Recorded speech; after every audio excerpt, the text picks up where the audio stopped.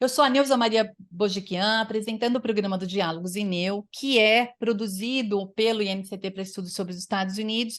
E nesse vídeo a gente continua conversando com a Jaqueline Trevisan Pigato, que é doutoranda em Ciências Sociais pela Unesp de Araraquara, estudou mestrado, fez o mestrado no programa Santiago Dantas e é pesquisadora sênior na Associação Data Privacy Brasil de pesquisa, claro, na área de governança global da internet. E no vídeo de hoje nós vamos falar das diferentes concepções de governança das plataformas digitais, ou seja, essas concepções que vão criando diferentes conjuntos de regras, políticas, padrões e práticas voltadas para esse espaço digital. Então, Jaqueline, durante o discurso do presidente Joe Biden sobre o Estado da União, no começo de fevereiro, ele ofereceu todo tipo de apoio à construção desse marco regulatório, né? Ou seja, esse conjunto de regras que fossem mais rígidas para regular as plataformas, né? Principalmente as grandes empresas de tecnologia nos Estados Unidos, né? E ele está tentando reunir aí um apoio bipartidário para resolver uma série de problemas relacionados à privacidade, à segurança e, é claro, à concorrência econômica, que é um ponto bastante sensível nos Estados Unidos, vamos dizer assim, quando envolve empresas e iniciativa privada. Mas, com todo esse esforço do Biden, a gente sabe que as coisas não vão ser fáceis, a gente já está vendo aí, você mais do que qualquer outra pessoa aqui no momento, está bastante inteirada de tudo isso, né? E acompanhando a agenda do Congresso nos Estados Unidos, o que a gente nota? Que os legisladores apresentaram já projetos de lei, né, nesse esforço bipartidário, na Câmara e no Senado, abordando essa questão há 2, 3 anos atrás, mais ou menos, e a gente viu que foi sem sucesso, infelizmente, né? Nem mesmo projetos supostamente com maior apelo, como aquele para atualizar uma lei de segurança infantil, né? Para essas crianças que estavam expostas no espaço digital, online, que poderiam restringir, então as regras poderiam restringir as plataformas como Instagram e YouTube de canalizar os anúncios para esses menores de idade, né? Justamente com aquelas ferramentas que a gente já conversou no vídeo passado, né? Que consegue canalizar para um público, um nicho, né? Um público marcado já, que é direcionado. E aí a gente também vê que quando a gente, né, quando a gente olha para a União Europeia, especialmente na parte da Europa do Sul e nas instituições europeias, então acho que é um pouco diferente na Europa do Norte, talvez vamos dizer assim, a chave tende a ser outra, né? Há uma sensibilidade muito maior em relação aos usuários, né? Há uma reivindicação maior para que a política pública atendente à internet seja centrada nas pessoas, nos usuários, nos indivíduos, ou seja, na proteção desses indivíduos, desses usuários de internet, e garantir o respeito e a proteção dos direitos humanos nesse espaço, né? Nesse novo universo aí que a gente vem experimentando, vem cada vez mais se envolvendo, né? Mergulhados nesse espaço digital. E diferente, então, portanto, né, do padrão dos Estados Unidos, em que o uso dos dados pessoais para fins comerciais se sobrepõe à privacidade dos dados. Isso, eles são bem resolvidos com isso, eles afirmam isso, né, declaram isso, e qualquer mudança nesse sentido vai ter uma dificuldade muito maior, né, do que a gente possa imaginar. E o Regulamento Geral de Proteção de Dados, né, que é a regra da União Europeia, né, a GDPR, né, que é a sigla em inglês, que foi emitida em 2016, e aí vale para todo o espaço, né, da União Europeia, ela priorizou a proteção de privacidade dos indivíduos, né, dentro das fronteiras da UE, pelo menos. E entre os princípios-chave desse regulamento estão a minimização da coleta de dados, aquilo que a gente já falou no vídeo 1, né? E também a limitação de armazenamento de dados, essa é uma questão que entra muito nos acordos comerciais, né? E a tal da responsabilização, a tal da prestação de contas. Então, eles também pegam muito nesse ponto. Então, são princípios gerais norteadores desse regulamento que foi constituído e que entrou em vigência, se eu não estou enganada, em 2018. Depois você me corrige se eu estiver errada. E categorias específicas de dados sensíveis requerem proteção extra, inclusive, né? E aí tem todas as críticas, né? Os críticos dizem que esse regulamento teria um perfil muito de braço longo, ou seja, a jurisdição é de amplo alcance, né? E isso estaria interferindo nos lucros, né? Ou nos business, nos negócios das empresas, né? Mas realmente a vigência do regulamento você que é uma especialista no assunto, né?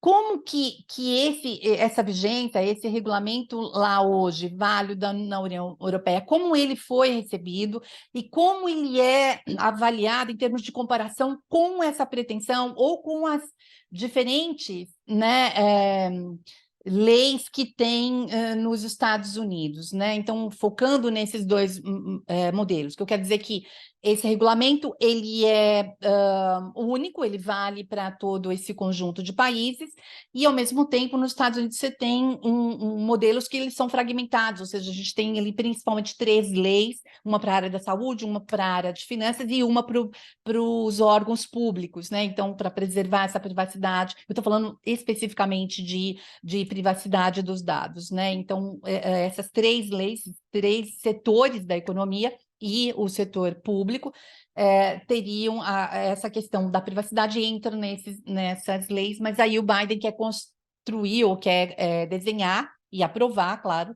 uma lei que seja federal, que ela seja universal para o país, né?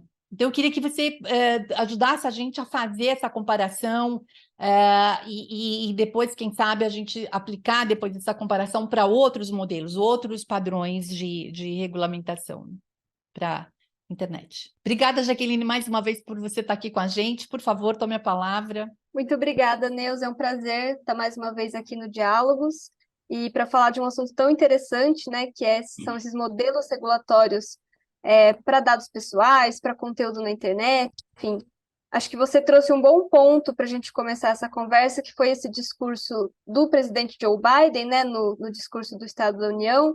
Eu me recordo também que ele publicou um texto, né, um artigo de opinião no Wall Street Journal, pedindo essa união bipartidária, né, para a regulamentação do que ele colocou em 3 pontos, né, que é esse ponto de proteção de dados e privacidade, um ponto sobre conteúdo, né, que foi o assunto que a gente já conversou no vídeo sobre a Unesco, de moderação de conteúdo nas plataformas e a questão da concorrência.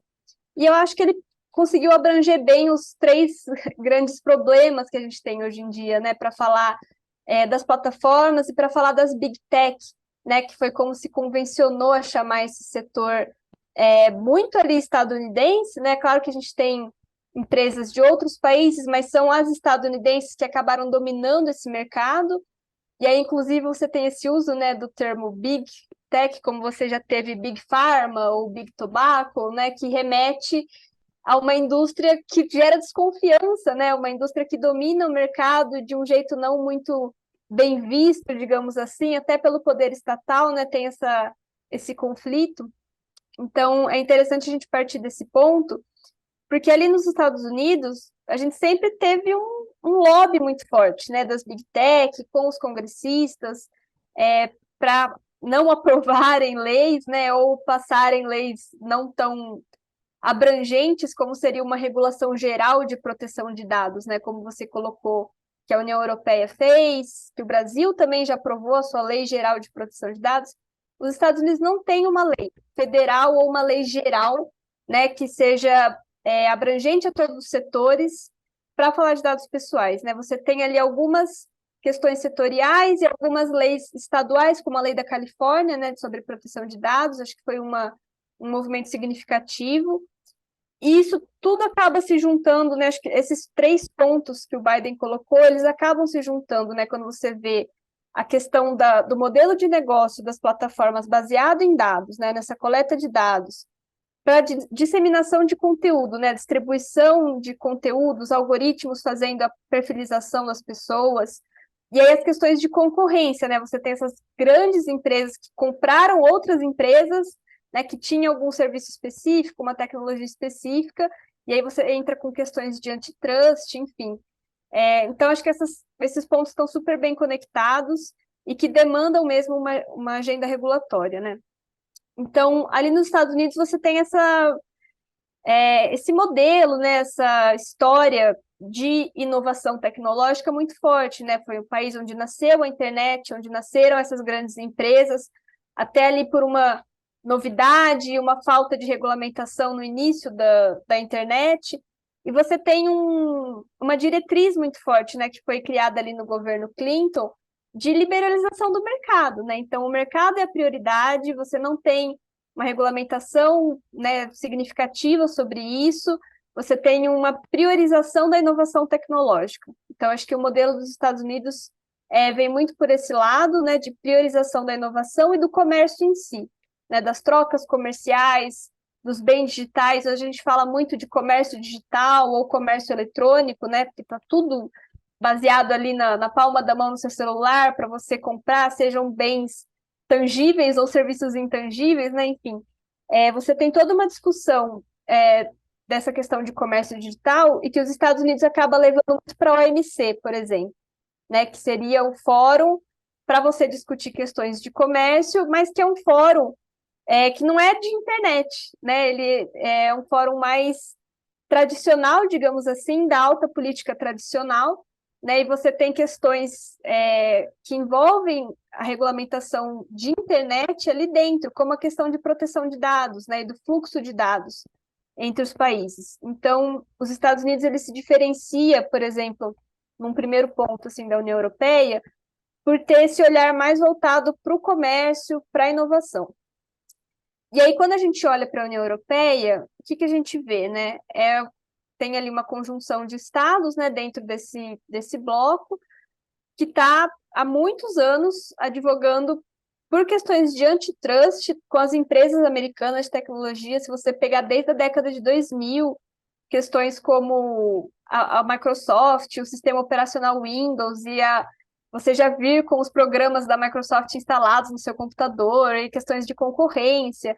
Então, você tem todo um histórico também da União Europeia enfrentando um pouco dessas big techs, né? E aí você tem casos conjunturais que acabaram despertando outras regulações, como a GDPR, né, para dados pessoais que você mencionou. Então, no caso ali da União Europeia, um ponto que eu destaco muito, assim, que eu acho que foi um ponto de virada para falar de governança global da internet, é o caso Snowden, né, que aconteceu lá em 2013, as revelações do Edward Snowden sobre a espionagem estadunidense que estava sendo feita não só sobre os cidadãos estadunidenses, mas sobre outros países também, inclusive com chefes de Estado, né, a presidente Dilma Rousseff na época, Angela Merkel na Alemanha. Enfim, foi um grande escândalo que criou uma pressão internacional muito forte sobre os Estados Unidos. E a União Europeia, que já tinha uma diretiva sobre proteção de dados, viu esse momento como super oportuno para renovar essa diretiva, para reforçar ela e colocar nos termos dessa lei, que acabou sendo uma lei extraterritorial. Porque até então você tinha um lobby muito forte das big tech americanas, né, sobre esse tipo de legislação, até no Parlamento Europeu. E a partir do momento que você tem um caso dessa dimensão, como foi o caso Snowden, esse lobby perde muita força. Então, essa diretiva ela consegue se reformular, se atualizar e ser muito mais rígida sobre o uso dos dados pessoais para os serviços digitais, não só serviços digitais, né, mas falando mais na questão do contexto de internet, você tem essa regulamentação, como você mencionou, de minimização dos dados, né, de você utilizar realmente só o mínimo necessário para você prestar determinado serviço, por exemplo. Tem toda uma série de procedimentos, né, que quem está operacionalizando ali, fazendo o tratamento dos dados, deve seguir, deve prestar contas, né, como você bem colocou, Então, você tem uma regulamentação que foi muito forte, né? Acabou influenciando muito o que a gente chama de efeito Bruxelas, né? Acabou influenciando outros países, enfim, atingindo as empresas americanas e de qualquer outro país que atuam ali no bloco europeu. Então, esse é um primeiro ponto, né? A União Europeia, eu acho que ela está olhando também para as questões de mercado, mas com um olhar muito mais de liberdades e garantias fundamentais dos cidadãos, algo que os Estados Unidos não olhou. Então, questões de privacidade, de acesso à informação, de liberdades mesmo, né, fundamentais do cidadão, acesso a serviços. Acho que tudo isso está muito forte, não só no discurso europeu, mas como nas leis em si. E a partir dessa GDPR, né, que entrou em vigor em 2018 mesmo, a União Europeia vem fazendo um pacotão de leis para a agenda digital, né? Eles têm toda uma estratégia para, né, que eu acho que até chama União Europeia Digital, ou alguma coisa assim, para os próximos anos. Então, eles estão colocando outras pautas, que são essas pautas que o Biden menciona no discurso dele, né? A questão de conteúdo, através do Ato de Serviços Digitais, né, que é o DSA, Digital Services Act, que acabou de entrar em vigor, em conjunto com uma outra lei mais voltada para as questões concorrenciais, que é o Digital Markets Act, né, o DMA. Então, essas duas leis vêm somar no trabalho que a União Europeia já tem feito e de uma forma mais rígida, né? Então, além da questão dos dados pessoais, por exemplo, o DSA, que lida com esses serviços digitais, ele vem falar da responsabilidade das plataformas com o conteúdo, né? Que é uma questão que a gente estava falando anteriormente no evento da Unesco. A União Europeia já está colocando em prática agora esse tipo de legislação e a gente vai precisar aí dos próximos meses, talvez anos, para ver como que isso vai se concretizar na prática. Mas o que o DSA propõe, assim, né, de modo geral? Ele cria um papel para entidades fazerem notificações às plataformas para responsabilização de conteúdo, né? Então, por exemplo, as plataformas elas não são responsabilizadas diretamente, né, num primeiro momento, por um conteúdo, até que esse conteúdo seja notificado. Notificado por quem, né? Essa é uma grande questão para você definir a regulação em si. A União Europeia ela cria os Trusted Flaggers, que seriam algumas entidades especialistas no assunto e que têm que seguir uma série de diretrizes para fazer essa notificação. E se a plataforma não remover o conteúdo, aí sim ela é responsabilizada, né? Então, é uma linha que está mais ou menos ali alinhada com o que a Unesco está propondo e com o que a gente já tem aqui no Brasil também do Marco Civil da Internet, né? Que as plataformas elas só são responsabilizadas se elas não agirem após ordem judicial para a remoção daquele conteúdo. Mas aí você tem toda uma série de questões que advêm dessa responsabilização, né? E questões também como não só a remoção do conteúdo, mas algum outro tipo de sanção, como indisponibilizar a página da pessoa ou o perfil da pessoa por um determinado tempo, enfim. São questões mais específicas dessa parte de conteúdo. Então, acho que essas diferenças, elas estão muito claras, né, quando você olha para o que está sendo debatido nos Estados Unidos, ainda de uma maneira mais atrás, né, digamos assim, do que a União Europeia, que já está colocando em vigor essas regulamentações. Nos Estados Unidos, a gente tem alguns casos, né, que estão sendo debatidos na Suprema Corte, então isso pode criar uma jurisprudência importante para a gente saber como que aquela seção 230 da Lei de Decência das Comunicações dos Estados Unidos, como que ela vai se comportar, né? Já tem muitos anos uma discussão sobre a alteração dessa seção, que ela precisa ser alterada, ela precisa ser renovada, para que as plataformas sejam responsabilizadas de alguma forma, né? Ou sobre quais assuntos, né? Então, por exemplo, o que está sendo debatido agora é terrorismo, né? Mas aí você precisa de uma definição mais exata possível para terrorismo, né? Ou, por exemplo, quando você fala de conteúdo nocivo, mas que não é legal. Então, são muitas sutilezas, assim, muitos detalhes que demandam mesmo debates, estudos, né, e pesquisas, enfim, para a gente poder definir. O que eu vejo, assim, em sentido mais de governança global, é que a União Europeia e Estados Unidos, eles possuem certos alinhamentos no sentido de promoção do fluxo de informações, né? Então, eles não querem em nenhum momento restringir fluxo de dados ou estabelecer localização de dados, que são políticas de que os dados dos seus cidadãos têm que estar no território nacional, como a China coloca, por exemplo. Eles não defendem esse tipo de política, até pelos bens dos fluxos comerciais, né? Então, a União Europeia também está olhando para isso, obviamente, mas a União Europeia vem com uma pegada muito mais centrada nos direitos humanos, nos direitos fundamentais que faltam aos Estados Unidos, né? Os Estados Unidos está olhando muito mais para o mercado, para a inovação tecnológica, e a União Europeia está olhando para isso também, mas colocando um pezinho no freio, falando, peraí, vamos primeiro assegurar a garantia dos titulares dos dados, né? Que acho que isso é o mais importante, porque tudo que está sendo produzido a partir dos nossos dados, né? Dos dados dos usuários dessas plataformas, desses serviços. Então, isso tem que ter garantias, tem que ter salvaguardas, até porque você pode ter usos discriminatórios, né, desses serviços com determinados grupos de pessoas, às vezes minorias. Você tem, hoje em dia, uma série de problemas com, por exemplo, reconhecimento facial, né, e o uso dessas tecnologias para acesso a serviços. Então, são questões que existe, claro, debates nos Estados Unidos, mas que, em termos regulatórios, não avançaram ainda tanto como na União Europeia. E, de fato, o regulamento GDPR europeu, ele especifica um padrão de privacidade de dados com essa ideia de direito fundamental. Acho que é isso que então, talvez o institucionalismo histórico nos ajude com isso, né? Quer dizer, você cria uma instituição, você cria uma regra, e isso ela vai conduzindo, ela se torna o motor, né, de novas regras que vão sendo constituídas, e é difícil você tirar. Então, acho que essa é a grande diferença né, de conceito ou de princípio básico. Na Europa, vale o direito fundamental dos indivíduos, né, da privacidade, portanto, dos dados. E o regulamento tenta fazer com que seja cumprido esse princípio, né? As violações menos graves levam ali penalidades bastante significativas mesmo para as grandes empresas, né? 10 milhões de euros, por exemplo, ou 2% do faturamento global anual. Eu levantei esse dado aqui.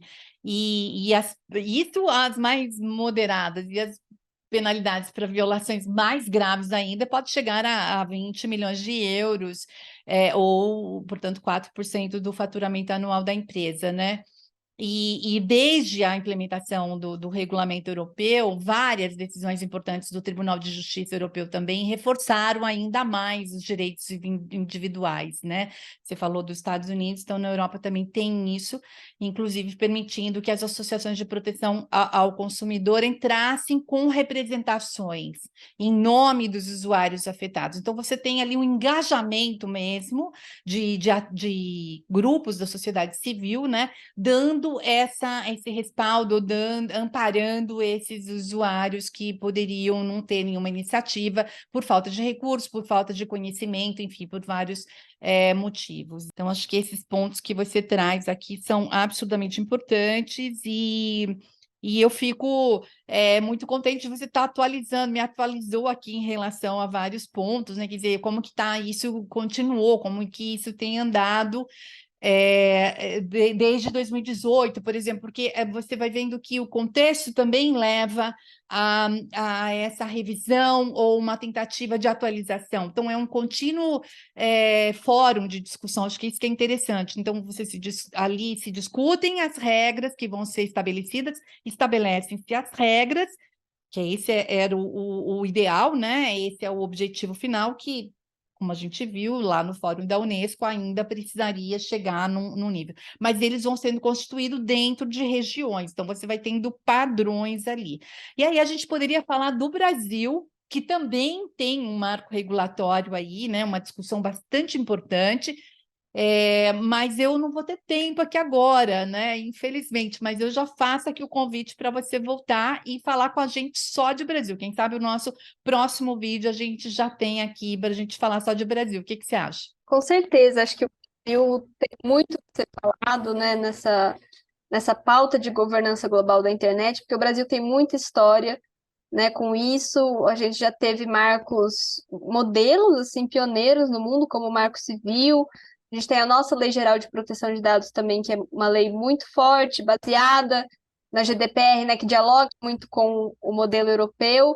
Mas a gente tem também as nossas particularidades, né? Nossos próprios contextos ali movimentando o cenário. E agora a pauta de regulação de plataformas, acho que está mais quente do que nunca, né? Com todos os recentes acontecimentos, então com certeza a gente vai ter muita coisa para falar, assim. Muito bem, Jaqueline, muito bem. Mais uma vez, muito obrigada pela sua colaboração, valiosíssima, importantíssima, muito atual, e eu espero que você realmente volte aqui para a gente falar da governança da internet, da perspectiva do Brasil, né? Do nosso modelo que está sendo discutido.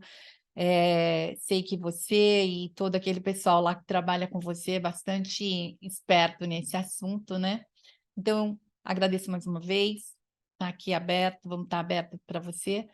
E eu agradeço também a todos os queridos e queridas que acompanham a gente aqui, que apoiam a gente aqui no canal, então muito obrigada. Continuem fazendo companhia, eu agradeço muito, os meus convidados também. E eu espero, então, que todo esse público meu querido tenha gostado desse novo vídeo. Então, deixa um like lá pra gente, compartilhe o vídeo, aliás, e continue com a gente aqui, tá bom? É isso aí, até mais. Obrigada, Neuza. Até mais.